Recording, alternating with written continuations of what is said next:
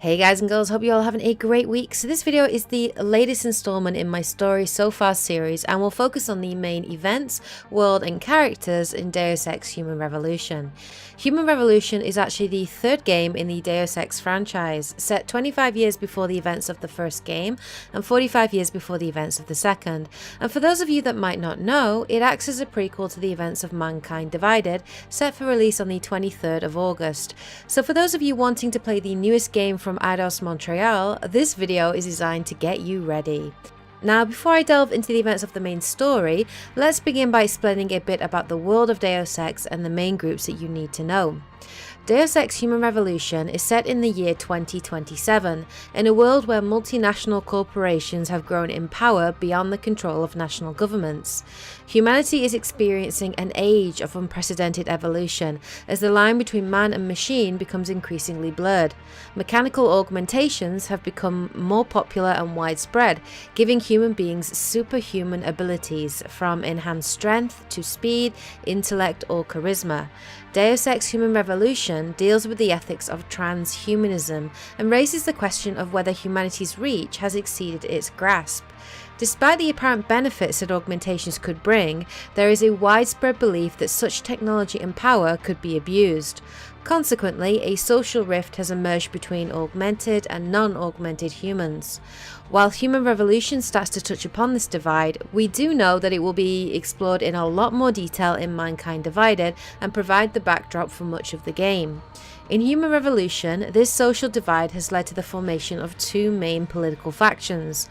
On the one side, you have the pro-augmentation camp led by David Sarif, the CEO and founder of Sarif Industries, a biotechnology company based in North America. Sarif believes that augmentations are the next step in human evolution.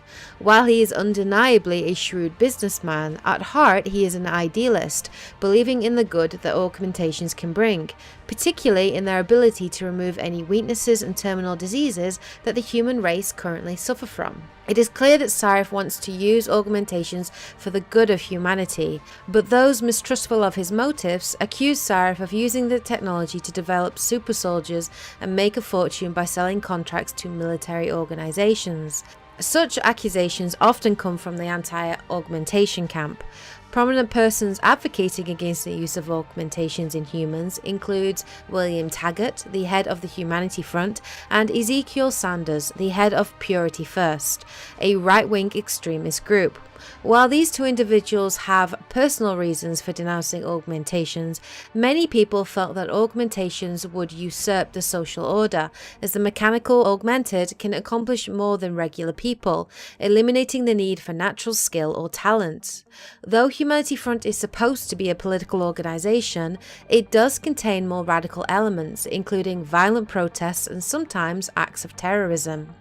The third and final group that you need to know, as I'm sure they will play a much larger role in Mankind Divided, is the Illuminati. A secret society whose members are extremely wealthy and influential individuals, including important scientists, captains of industry, and political leaders. Their goal is to maintain control and influence the direction that mankind takes in the future. Believing that total freedom breeds total chaos, they see mechanical augmentation as a dangerous path for humanity. The Illuminati does not want society to progress too rapidly and escape from the confines and boundaries that they have created. While I won't go into too much detail here, they follow what is known as the Icarus Effect. This is a phenomenon by which members of society with abilities far exceeding the average person are naturally cut down so as not to threaten the rest of the species. In order to enforce this, they use a team of cybernetically enhanced tyrants to carry out select assassinations and kidnappings, particularly of those individuals associated with the augmentation debate. More will be revealed about the Illuminati as I talk about the story. So let's begin. During Deus Ex Human Revolution, we play as Adam Jensen, an ex-SWAT team commander. He left the force after an incident known as the Mexican Town Massacre, in which a young augmented boy was identified as dangerous, and Jensen was given the order to shoot to kill. He refused that order, which was carried out by another member of Jensen's team. Sadly, the whole incident left Jensen shaken and resulted in his decision to quit the force. At the beginning of the game, we see Jensen talking to his ex-girlfriend Megan Reed, a lead scientist at the biotechnology corporation Sarif Industries. Hired as chief of security by David Sarif, the CEO of the company, Jensen is busy organizing security preparations for the company's upcoming trip to the National Science Board's planned hearing in Washington, D.C. to discuss the need for augmentation technology regulation. We learn that Megan will announce a revolutionary breakthrough that will allow people to augment themselves freely without having to resort to the anti-rejection drug neuropozyne.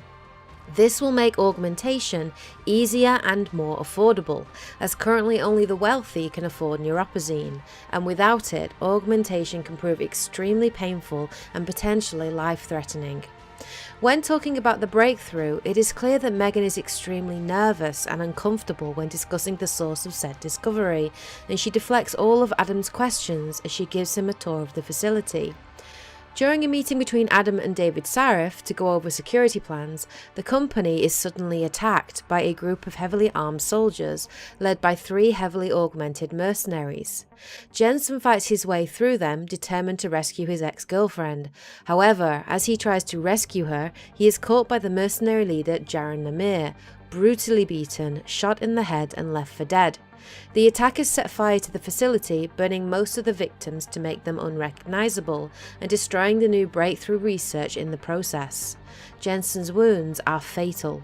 However, determined not to lose his chief of security and an asset to the company, Sarif, using a clause in his employment contract, has Jensen's body heavily augmented, more than is actually necessary to save his life, making Jensen the first human to have such extensive cybernetic modifications and survive without the need for neuropozyne. The reasons for this will be revealed much later on in the story.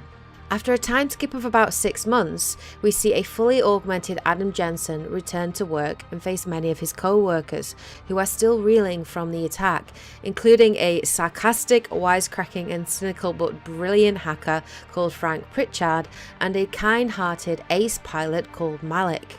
Both of these characters will be by Adam's side throughout much of the game. It's at this point that the RPG elements in the game become apparent, as Jensen can react to the questions asked him about his augmentations and decide on how he feels about them, from curious about his new abilities to horrified at the changes that have been made without his consent. Boarding a jet, Jensen is met by Sarif, who briefs him on a mission and explains that he was called back to action to intervene in a hostage crisis in Sarif's Milwaukee Junction manufacturing plant, which has been taken hostage by the radical anti-augmentation terrorist group Purity First. Cyrus suspects the terrorist might actually be after the Typhoon explosive system, an experimental military augmentation that had just been scheduled for production at the plant.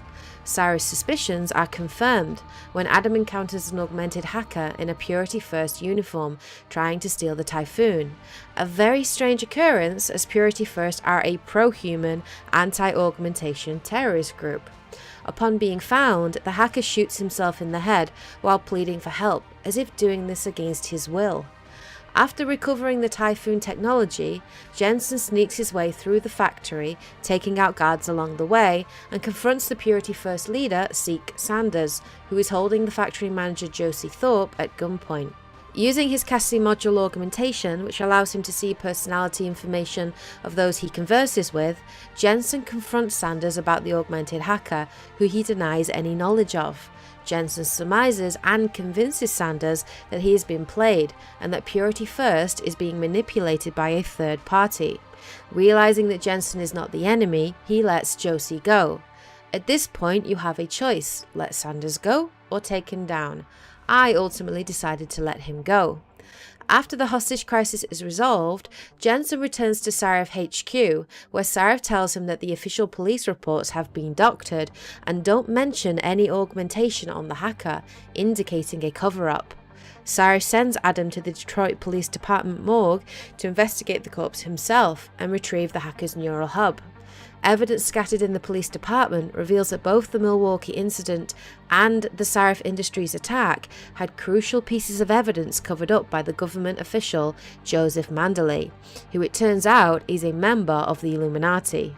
After recovering the neural hub, Pritchard analyzes it and discovers that the hacker was a literal human proxy and was actually being controlled remotely by someone else. Pritchard traces the source of the control signal to an abandoned factory complex, which Adam goes to investigate. While there, he spots the augmented mercenaries involved in the Sarif attack. Sneaking into the factory, taking out guards along the way, he sneaks into an elevator and descends into the facility, where he finds a massive underground secret internment camp run by FEMA, aka the military. Deep inside the facility, Jensen comes across the 3 heavily augmented mercenaries, including Yelena Fedorova, Lawrence Barrett, and Jaron Namir, the man who nearly killed him. As Namir and Fedorova flee in an elevator, they leave Barrett behind to take out Adam. Barrett, wielding a huge heavy machine gun augmented hand, charges down Adam, who, having to resort to sneaky tactics, including gas canisters and exploding barrels, is able to defeat him. After defeating Barrett, Adam demands to know why FEMA is going after Sarif, to which Barrett cryptically replies, "You've got worse enemies than FEMA." Barrett gives Adam an address in Hengsha Island in China before trying to kill himself and Adam by setting off his frag grenades, which Adam manages to escape from. Adam travels to Hengsha only to find the building mentioned by Barrett under lockdown by Bell Tower Associates, a PMC, and the de facto police in Hengsha. Adam infiltrates the building and discovers that this was the residence of the hacker controlling the proxy, Ari von Bruggen, aka Windmill. By investigating the apartment, Adam learns that Windmill has gone into hiding with the help of another client, Triad crime boss Tong Zi-hung. After investigating Tong's nightclub, The Hive, Adam learns the location of the hacker. Adam confronts Windmill, who claims he was hired by Zhao Yongru, CEO of Taiyong Medical Institute, one of the leading augmentation companies in the world and Sarif's main competitor. Zhao has ordered Bell Tower to hunt down Windmill after the Milwaukee incident, hence him going into hiding. However, Windmill has left a compromising recording of Zhao inside the Taiyong medical headquarters as an insurance policy, and enlists Adam to retrieve it. Adam infiltrates the Taiyong medical headquarters and watches the recording. In it, Zhao reveals that the scientist's implants were disabled, meaning they, along with Megan, are still alive. She also reveals that Eliza Kassan, the celebrity news anchor of leading media conglomerate Picus TV, is also involved. Adam makes his way to the building's penthouse to confront Zhao, but tricks Jensen using her feminine wiles and flees into a panic room, setting off the alarm and forcing Adam to escape. Adam makes his way to Picus TV headquarters in Montreal to confront Eliza. He finds an empty building and speaks to what appears to be Eliza, but turns out to be a sophisticated hologram. Soldiers storm the building, forcing Adam to hide, and sneakily make his way to the source of the hologram signal in a secret sub-basement. There, he discovers that Eliza is actually an advanced artificial intelligence, designed to manipulate public perception through the media. She is effectively being used by the Illuminati to spread their propaganda and control media coverage and bias of the augmentation debate, but has also gained some degree of self-awareness, and is willing to help Adam. Before she can reveal the true masterminds behind the Sarif HQ plot and the location of the missing scientist, however, their meeting is interrupted by another of the augmented mercenaries, Yelena Fedorova.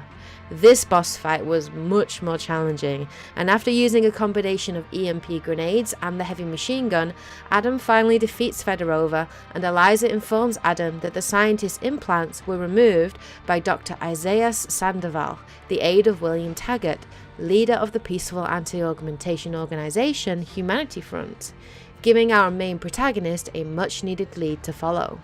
Adam returns to Detroit, where Taggart is scheduled to give a speech, only to find the city in chaos as anti-augmentation protesters storm Sarif Industry headquarters, accusing the company of developing super soldiers and calling for a ban on augmentations.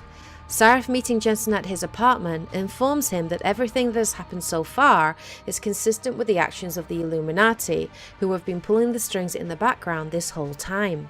After confronting Taggart at the conference, Adam manages to manipulate Taggart and learns that he wasn't aware of Sandoval's actions, and reveals that Sandoval is also Seek Sander's brother.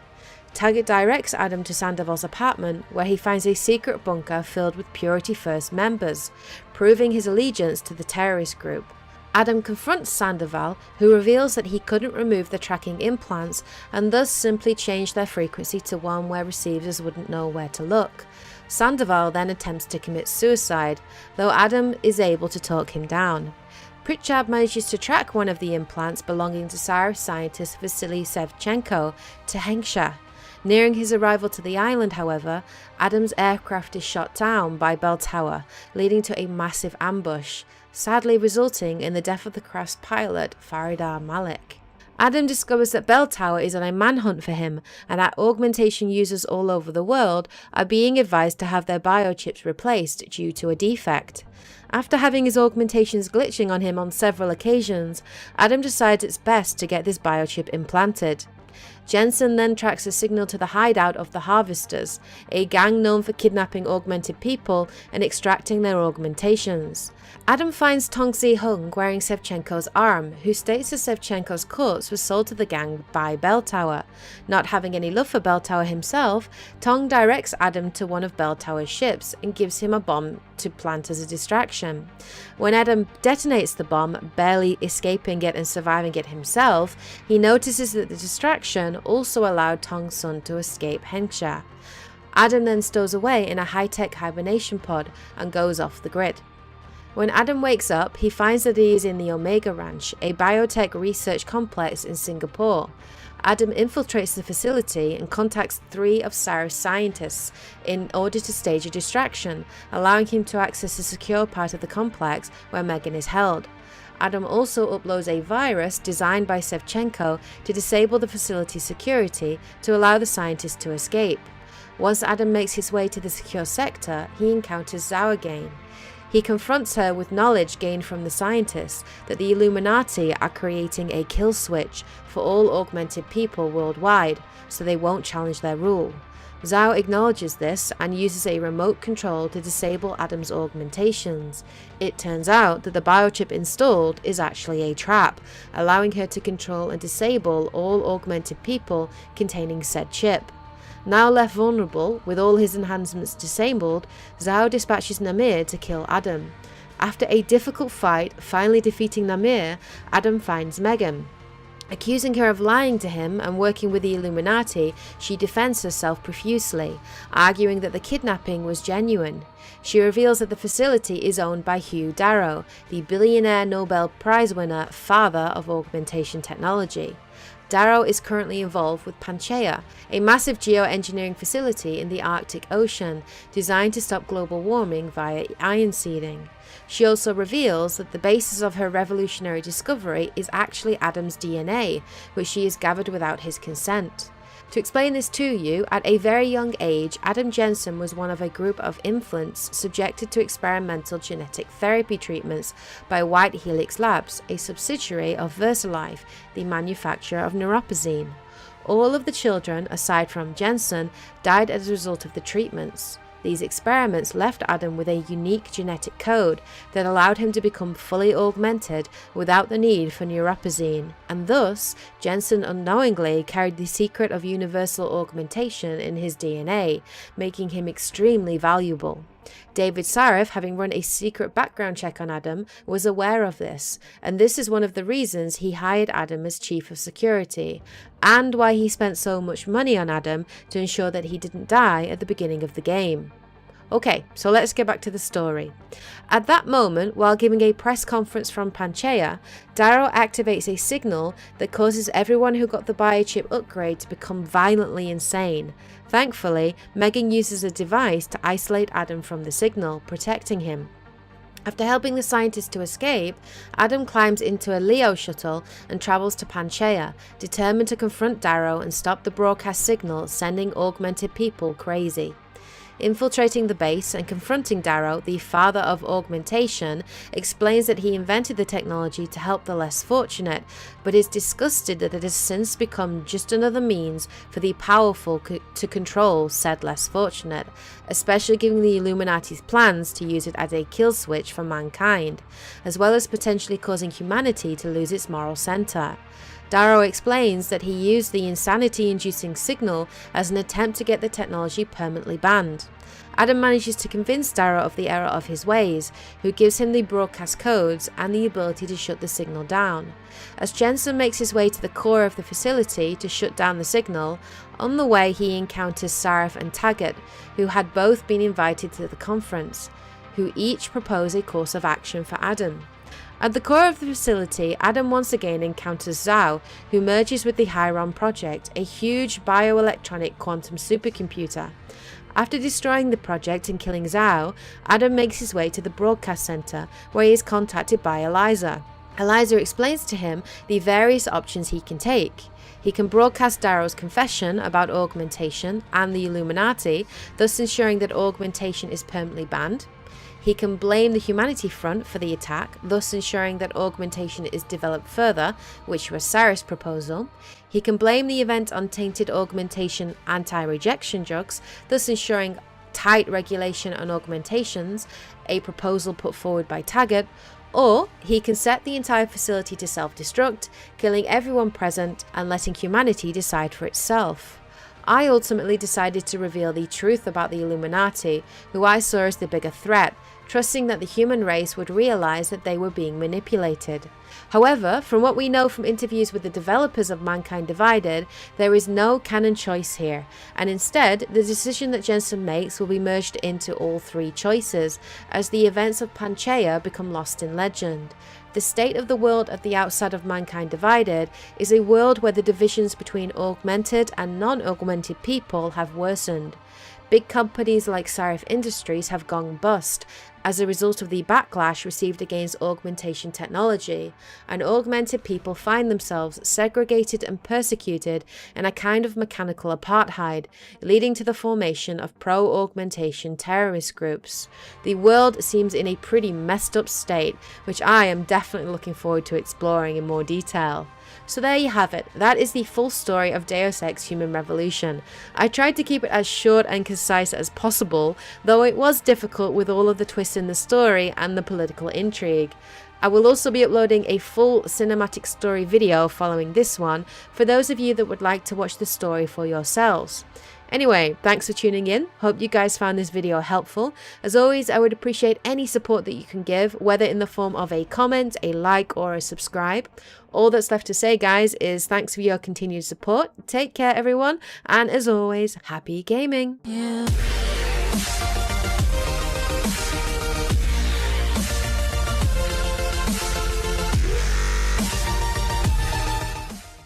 As the line between man and machine becomes increasingly blurred, mechanical augmentations have become more popular and widespread, giving human beings superhuman abilities, from enhanced strength to speed, intellect, or charisma.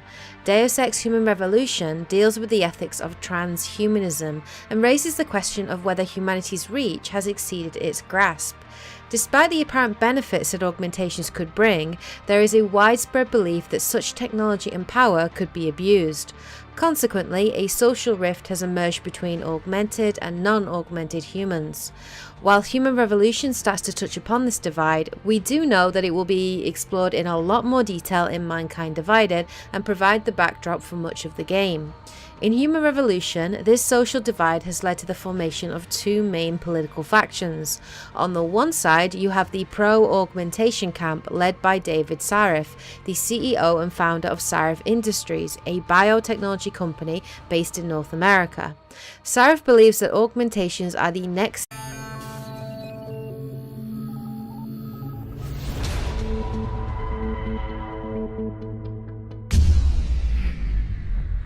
Hey guys and girls, hope you all having a great week. So this video is the latest installment in my Story So Far series, and will focus on the main events, world and characters in Deus Ex Human Revolution. Human Revolution is actually the third game in the Deus Ex franchise, set 25 years before the events of the first game and 45 years before the events of the second. And for those of you that might not know, it acts as a step in human evolution.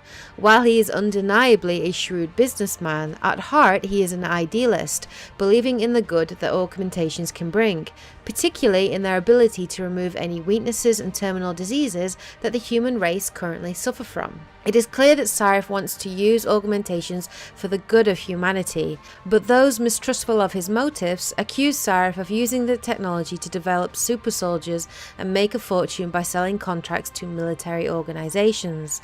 Such accusations often come from the prequel to the events of Mankind Divided, set for release on the 23rd of August. So for those of you wanting to play the newest game from Eidos Montreal, this video is designed to get you ready. Now, before I delve into the events of the main story, let's begin by explaining a bit about the world of Deus Ex and the main groups that you need to know.